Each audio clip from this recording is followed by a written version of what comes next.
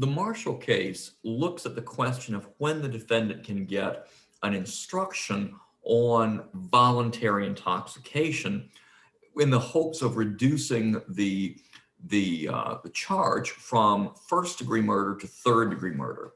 Now, in most jurisdictions, what Pennsylvania calls third-degree murder, most every other jurisdiction in America will call that second-degree murder.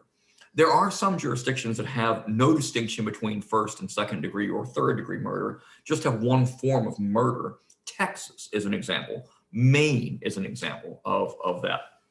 But most jurisdictions divide murder into at least two categories. And in fact, most only put it in two categories. Pennsylvania puts it in three.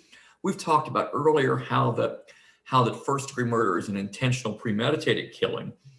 Second degree is felony murder, which we'll get to later. And then third degree murder is this form of homicide that involves an extraordinarily high risk to human life, but doesn't involve a conscious desire to kill. So when the defendant claims that his voluntary intoxication should negate the elements of first degree murder, what he really is saying is that he was so drunk that he could not have possibly formed the intent to kill. And so the question then is whether that the person has completely lost control of his or her faculties and sensibilities because of this degree of intoxication. This is not being a little bit buzzed. This is not,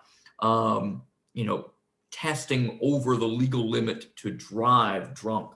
This is very serious intoxication. This is, for all practical purposes, this is you're barely conscious. You just don't have the ability to form thought. And you might say, well, at a certain level of intoxication, you really aren't thinking clearly, even though you're standing upright, you're walking around, that sort of thing. But one of the reasons that we don't allow that as a defense to first degree murder, or a mitigation of first degree murder, I should say, is because we don't want people's decision to intoxicate themselves to somehow reduce their liability for homicide that's this serious.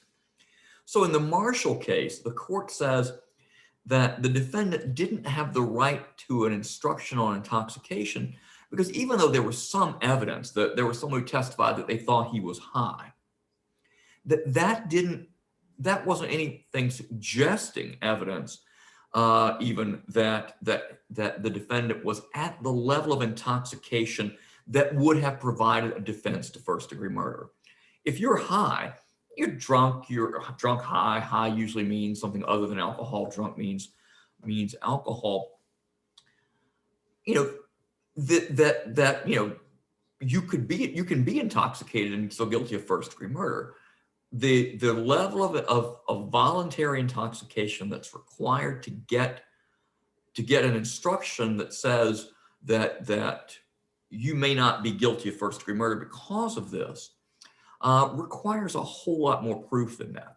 And I want you to understand something else. This is a question about when you get the instruction to the jury. This doesn't mean that you will then be your sentence will be mitigated, your crime will be mitigated, that you'll be effectively acquitted of first degree murder, and then third degree is the only real option. This is the level at which the jury is permitted to consider, is given an instruction and told that it can consider the fact that if in fact you are so intoxicated that your faculties and sensibilities are completely impaired and are practically non-existent, then you're not guilty of first degree murder. This is only the question of whether the jury gets to consider that, whether you get to give the jury an instruction that tells them if they find this, then they should not convict you of first degree murder, but only of third at a maximum. So the Marshall case is a case simply about the jury instruction that can be granted.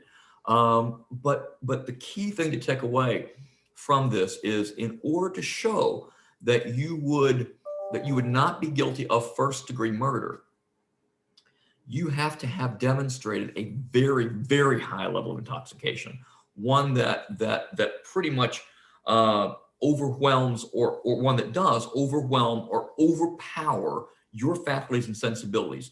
This is not an ordinary standard of intoxication. This is a super high standard of intoxication. The line that we're talking about is not the line around your inability to drive. The line we're talking about is much closer to the question of whether you're still alive or not from the alcohol.